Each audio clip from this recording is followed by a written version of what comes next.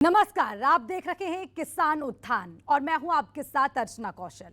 हरियाणा एक कृषि प्रधान प्रदेश है। प्रदेश की जनसंख्या का एक बड़ा हिस्सा आज भी खेती किसानी पर निर्भर करता है, लेकिन सालों से किसानों की बदहाली भी किसी से छिपी नहीं, जिसे ध्यान में रखते हुए हरियाणा की मनोहर सरकार किसानों के उत्थान में जुट गई। किसानों से पारंपरिक खेती छोड़कर आधुनिक खेती करने की अपील की जा रही है। इससे किसान कम लागत में अधिक मुनाफा कमा सकेंगे। मनोहर सरकार की इस पहल का किसानों पर भी खूब असर देखने को मिल रहा है और जगह जगह आधुनिक खेती की तस्वीरें सामने आ रही हैं। आज किसान उत्थान में आधुनिक खेती के बारे में जानेंगे और बताएंगे कि कैसे कम जमीन और कम पैसा खर्च कर किसान अधिक मुनाफा कमा रहे हैं।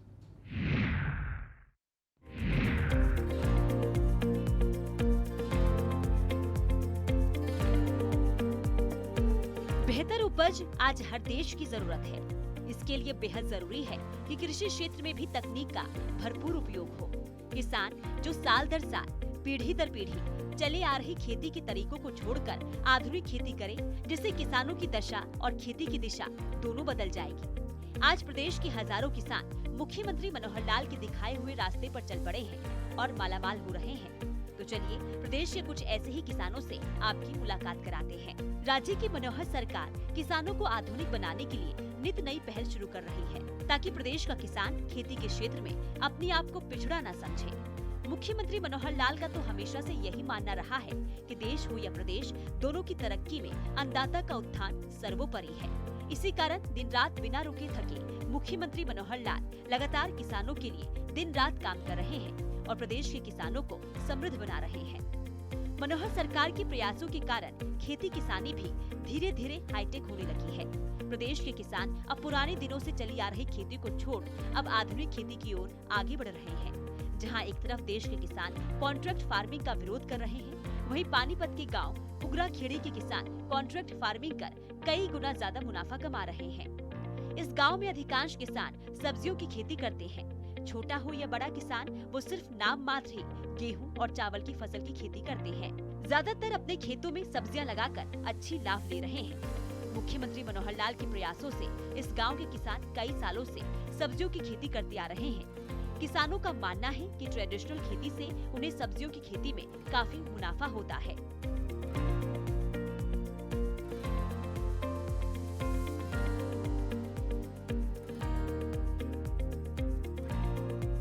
30 साल हो गए सब्जी करते ने, और जिसमें 15 से 16 प्रकार की सब्जी उगाता हूँ। कोई भी सब्जी ऐसी नहीं है जो नहीं उगाते हों हम, क्योंकि जैसे मदर डेयरी से शुरू से जुड़े हुए हैं सफल से हम, उससे काफ़ी कुछ सीखा हमने। वो कंटिन्यू हमारे यहाँ से कई कई गाड़ी भरते थे, 2-2 गाड़ी तो मैं अकेला भरू था। उसमें बड़ा फायदा है, उसके साथ जुड़े पाछा काफ़ी तरक्की हुई सब्जी की हमारे यहाँ। पानीपत में सबसे पहला सेंटर मदर डेयरी का हमारे गांव में खुला था। उससे इतनी तरक्की हुई क्योंकि मंडी से ज़्यादा रेट मिले हमने। अब तो कंपनी इतनी आएगी है, मेरे पास कई कंपनियां आ रही हैं और मैं ज़्यादातर उनको भी दूँ, और मंडी में भी मेरा अच्छा रेट मिलता है, नाम से बिकता है सामान। जो भी सामान जाएगा, गोभी या क्या का प्याज, कोई भी आइटम जाती है हमारे नाम से बिकती है। जंदे उठा लेते हैं, कोई रेट नहीं लगाता, उसमें अच्छे पैसे मिल रहे हैं हमें। मैं एक तो ज़्यादातर एक फसल के लिए दूसरी फसल ज़रूर रखता हूँ। मैं भी जैसे आपने देखा होगा, करेले में घिया तैयार हो रही है, घिया चल रही है। कल भी 1 किले में 6 क्विंटल के करीब घिया निकली है, जिनका रेट 30 से 32 रुपये किलो था आज रेट उसका। क्योंकि जो बागवानी की विभाग है ना, उनने हमारे को काफ़ी मदद दी, से काफ़ी वो मिला हमने। कितना एकड़ आपके पास है? मेरे पास मैं 45 किले सब्जी करता हूँ। मतलब टोटल पूरा का पूरा? पूरा का पूरा, जिसमें से 1-आधा किला गेहूँ बोता हूँ, वो भी बिना खार के गेहूँ बोता हूँ घर के लिए। क्या कारण है कि तकनीक क्या है आपके पास जो और किसान भी उगाते हैं पर बेनिफिट नहीं ले पाते, तो उनसे क्या कहेंगे आप? हम तो यही कहूँ हैं भाई, देखो तकनीक तो हर आदमी तैयारी कर रहा है।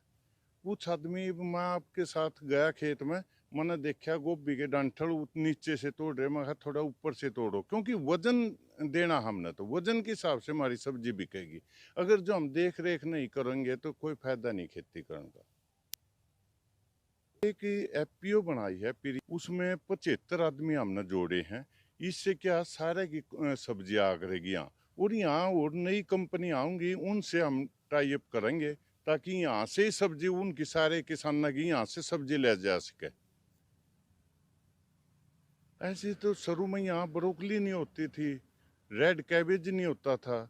हमने कंटिन्यू एक 12 के 12 महीने कॉलीफ्लावर यहाँ हमने पैदावार करी, जो कि पहले मुँह नहीं थी। यहाँ 3, 4, 5, 6 महीने तक रवा थी बस।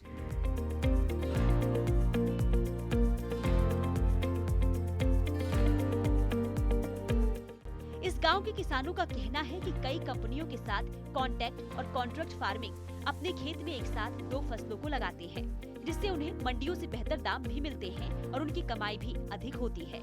ट्रेडिशनल खेती जब से उन्होंने करनी छोड़ी है, उनकी आर्थिक हालत में काफी सुधार हुआ है। मुख्यमंत्री मनोहर लाल का हमेशा से यही लक्ष्य रहा है, किसानों की आय को बढ़ाकर किसानों को समृद्ध बनाया जाए। इसमें मुख्यमंत्री मनोहर लाल को साथ सिर्फ किसानों का चाहिए। पानीपत के ये किसान आज मुख्यमंत्री मनोहर लाल के दिखाए हुए रास्ते पर चल पड़े हैं, जिससे इनकी आर्थिक हालात में काफी सुधार होने लगा है।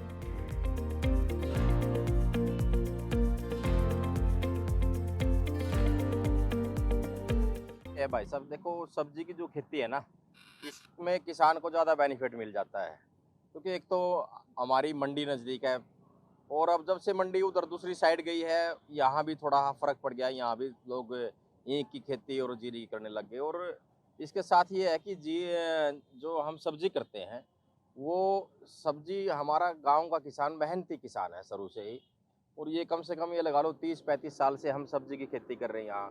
इसमें बेनिफिट ज़्यादा उठ जाता है, क्योंकि दिल्ली भी नज़दीक है, तो यहाँ का जो अपना आड़ती है वो दूर तक मार करता है, और फिर आड़ती से पैसे मिल जाते हैं।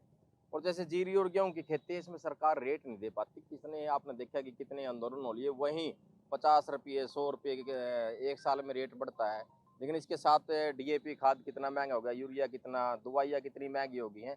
इसलिए हमारा किसान यहाँ सब्जी करने पे ज़्यादा विश्वास रखता है। कॉन्ट्रैक्ट फार्मिंग भी यहाँ के आपके गांव के किसान हैं जो ये कॉन्ट्रैक्ट फार्मिंग की उस पर साथ में जुड़े हैं। वो बहुत अच्छा है, क्योंकि कंपनियाँ, सबसे बड़ी बात यह है कंपनियाँ के यहाँ उनके एम्प्लॉयज आते हैं, और वो समय पे स्प्रे करना, पानी करना, ये चीज़ किसान को बताते हैं, जिससे किसान को ज़्यादा बेनिफिट आ जाता है। पहले के किसान में उसमें क्या किसान है, आज जो किसान है पढ़े लिखा हो गया, उसको सबसे आजकल यूट्यूब पे भी जानकारी मार लेता है, वो दूसरे देश की भी देख लेता है। यहाँ जो अच्छे किसान हैं उनसे संपर्क करने में भी तेज़ हो गया, तो इसीलिए कुछ किसानों को ज़्यादा बेनिफिट हमारे को मिल जाता है। हाँ, आर्थिक दृष्टि से काफ़ी हमारे यहाँ, जैसे पहले अपना तिहाड़े पे आप समझते होगे, चौथाई पे तिहाड़े पे जो किसान खेती करते थे, आज वो ऐसे हो गए कि वो ठेके पे ज़मीन लेके बड़े किसान की वो खुद खेती करने लगे, जिससे उनको अच्छा बेनिफिट हो गया और उनके बच्चे अच्छी स्कूल में शिक्षा प्राप्त करने लगे।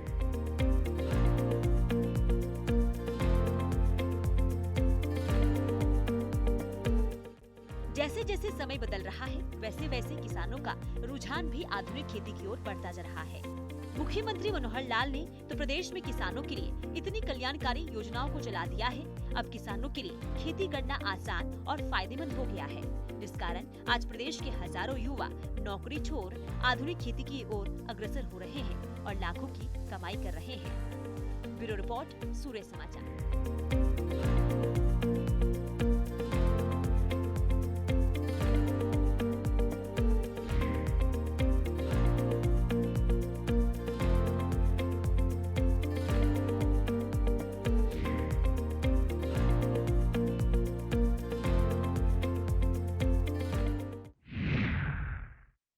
किसानों की उन्नति ही देश की प्रगति है।